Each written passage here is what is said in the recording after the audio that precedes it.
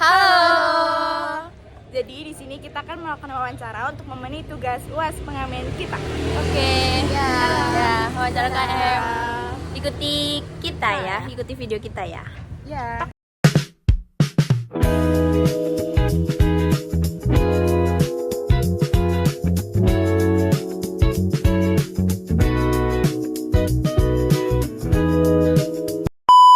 Sini tuh kita tujuannya mau observasi, wawancara juga tentang UMKM di sekitar Malang. Perkenalkan saya Sita Wijaya.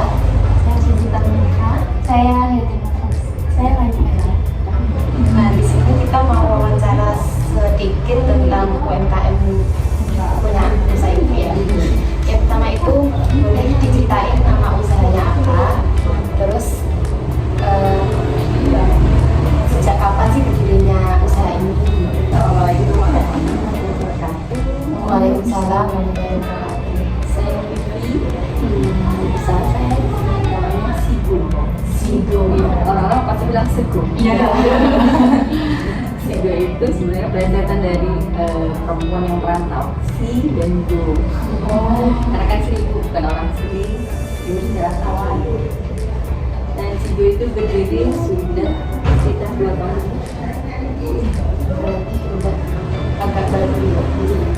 2 tahun lebih. Terus apa sih alasan membuka Sigo di daerah sini? Kenapa kok tidak di daerah yang lain? Sebetulnya saya hobi masak karena berawal dari anak-anak saya nggak bisa masak kimchi, jadi saya tuh hobi masak. Setelah saya pindah ke sini di rumah ini, saya cuma berdua sama anak-anak sekolah kuliah. Saya nggak tahu kalau itu tuh Win, tadinya Win itu belum buka, yang itu belum buka, dan saya nggak tahu juga di situ tuh anak-anak kos-kosan itu nggak tahu. Jadi saya memang berawal dari hobi masak dan 2 meja aja, 2 meja di dalam garasi aja. Jadi berawal dari situ, dan awalnya itu pas anak-anak lagi liburan semester kayak sekarang ini. Oh iya. Kok sepi ya, saya bilang gitu. Jadi ada sekitar 3 pekan itu kita sepi gitu kan. Kok sepi, nggak ada anak-anak yang lewat pun. Sekarang di sini anak kos. Setelah anak masuk, udah waktu 3 pekan langsung Rame. gitu, langsung rame. Jadi itu termasuk perusahaan yang pertama kali ya di sini. Sebenarnya kita kan awalnya di Tangerang Selatan. Bukan cabang di sana. Enggak, di Tangerang Selatan tuh saya juga punya catering. Nah, ikut suami kerja di sini, suami lagi tugas di sini. Jadi bengong ngapain gitu. Jadi bukalah ini usaha ini, dan saya buka ini pun saya nggak tahu ayam geprek itu apa. Tahunya sih ayam geprek. Ayam geprek itu apa? Saya bilang gitu. Jadi di Malang ini pokoknya ayam geprek kan. Iya. Jadi saya coba dulu. Saya coba, oh ayam geprek tuh begini. Terus saya bilang sambelnya, saya bilang karena saya sambelnya mama nggak bisa bikin kayak gini gitu. Jadilah sambelnya beda. Jadi saya sambelnya ciri Sumatera. Saya kan asli Sumatera. Lengkap gitu. Kalau dalam usahanya ini kayak ibu pernah buat promosi biar banyak dikenal orang gitu. Awal itu karena memang saya juga orang sini, saya bingung ini gimana nih Jan. Jadi ada di Instagram itu ada, saya waktu itu awal-awal itu di Instagram, tapi nggak ada booming apa-apa gitu. Jadi si Joy rame itu dari mulut ke mulut justrunya. Dan bukan itu berjalan, tapi orang nggak ada kenaikan pesan atau apa, biasa aja gitu. Saya udah pakai Instagram, pakai apa sih, Mbak Bul namanya tuh, Mbak Bul yang di sini yang katanya ramai gitu, saya pakai itu, udah aja. Nah setelah anak-anak masuk kuliah itu, dan berawal dari yang anak-anak coba-coba gitu, akhirnya dia sehari sampai 3 kali makan pagi, siang, malam, terus telepon teman-temannya. Jadi bener-bener sih itu ramenya dari mulut ke mulut. Ini kan di belakang, maksudnya anak Win juga nggak begitu enggak sebenarnya. Iya. Jadi ada satu anak Win, ada siapa saya lupa gitu kan. Dia nggak tahu nyasar, nggak tahu apa gitu, dia makan. Dia bilang, aku mau kasih tahu teman-temanku nih. Jadi terima kasih ya kak gitu kan. Nah dari itu banyak anak Win di sini farmasi, dan ada anak UIN. Jadi dari kampus UIN jadi bikin rating 3 makanan terenak di sekitar UIN. Kita itu nomor ketiga dari situ. Kalau itu kerasa ya. Terus kalau ini apa namanya dari forumnya Ibu ini ada karyawan, terus kayak jumlahnya, terus setiap karyawan itu ada pembagian kerjanya. Ada. Jadi di sini ada 4 karyawan dan freelance-nya juga ada 3. Jadi freelance itu untuk menutupi anak-anak yang libur. Jadi kita itu tutup itu kalau Ramadan, Lebaran dan Lebaran Idul Adha dan Idul Fitri. Nah itu. Jadi kita punya 4 karyawan di sini dan semua shift pagi 2, shift sore 2, dan mereka udah tahu pembagian semua. Mereka harus ngapa-ngapain, shift pagi ada leadernya, shift sore ada leadernya. Ibu itu biasanya kasih arahan atau memberi perintah pada karyawan itu gimana?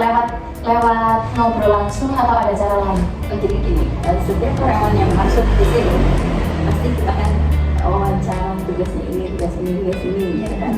Jadi saya punya namanya Mbak April yang berujak. Nah itu Mbak itu yang udah saya arahin, kalau ada karyawan ini nanti kerjaan ini. Jadi saya nggak perlu langsung ngomong langsung. Jadi pas wawancara aja nanti pekerjaannya gini ya. Nah pas di lapangan nanti Mbak April yang mengarahin. Kalau sore yang ngarahin Mbak Ike. Apa ada cara khusus buat bikin karyawan itu tetap semangat kerja, kayak memotivasi karyawan? Ya, saya karyawan sini nggak ada ganti-ganti. Saya juga udah 2 tahun rata-rata, jadi saya nggak. Karena di sini dari awal, semuanya dari awal. Jadi nggak ada yang keluar masuk gitu kan. Alhamdulillah di sini tuh kayak keluarga.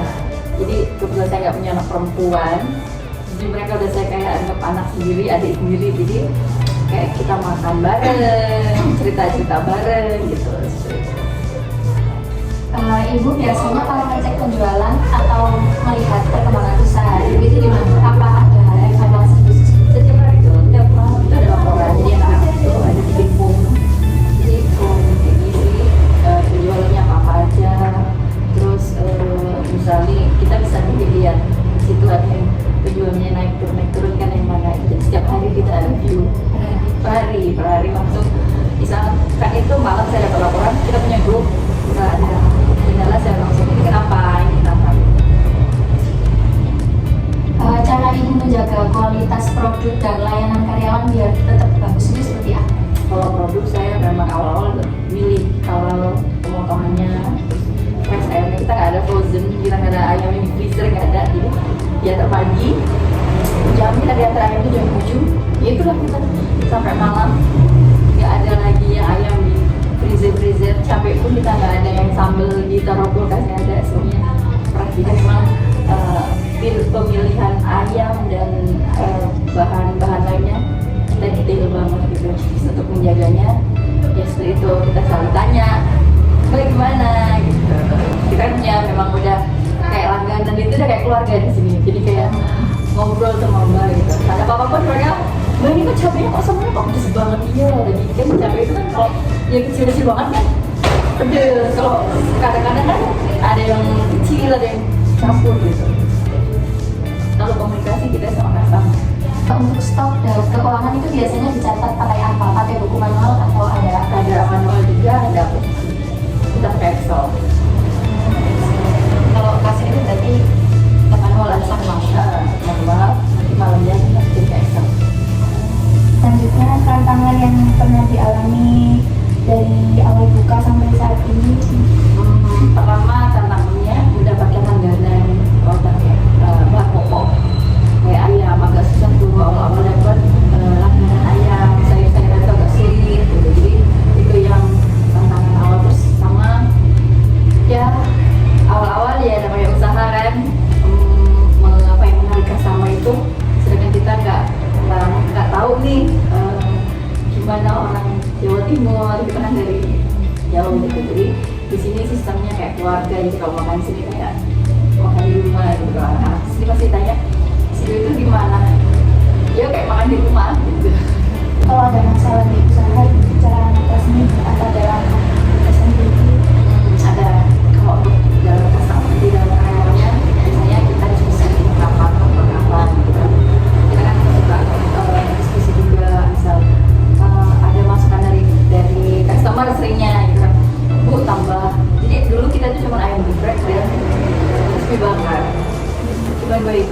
Nah itu customer, bu tambah ayam bakar, bu tambah ayam goreng, bu tambah ini gitu. Jadi kita memang membuka untuk komunikasi. Terus misalnya masalah sering terjadi itu kenaikan harga pokok. Nah, bahan pokok itu sering banget kayak sekarang ayam lagi melejit. Nah itu kemarin sampai ayam itu sampai 38.000 per kilo, tapi tadi ada kan yang 10.000 dulu. Ya kan karena kalau 10.000 kan agak berat gitu. Masalah itu sih, yang lain sih alhamdulillah. Kemudian kalau untuk jangka panjang itu apa ada mengembangkan usaha, semisal membuka cabang baru atau fokus di membangun usaha yang sekarang? Kalau ini ada rencana, kita pengen buka cabang baru tuh ada rencana itu. Tapi kita pengen settle dulu di sini gitu kan, ciri khas Sigurd kan di rumah. Ada aku pengen di ruko, tapi pengen juga buka di Suha di mana gitu. Tapi pengen tetap membawa ciri khas itu di rumah. Terus yang terakhir Ibu, Ya. apa sih pesan dan tips bagi Ibu untuk mahasiswa dalam belajar manajemen mungkin dalam bidang usaha?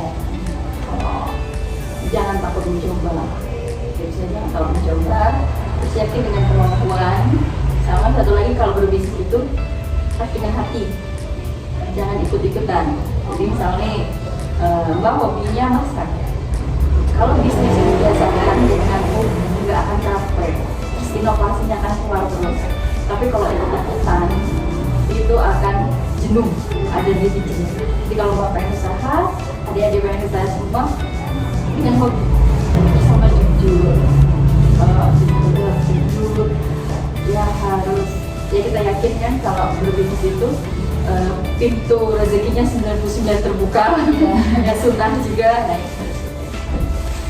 Ya, mungkin ini pertanyaan terakhir kami. Ya, terima kasih juga sudah membantu jawaban informasi dari seputar yang ditanyakan. iya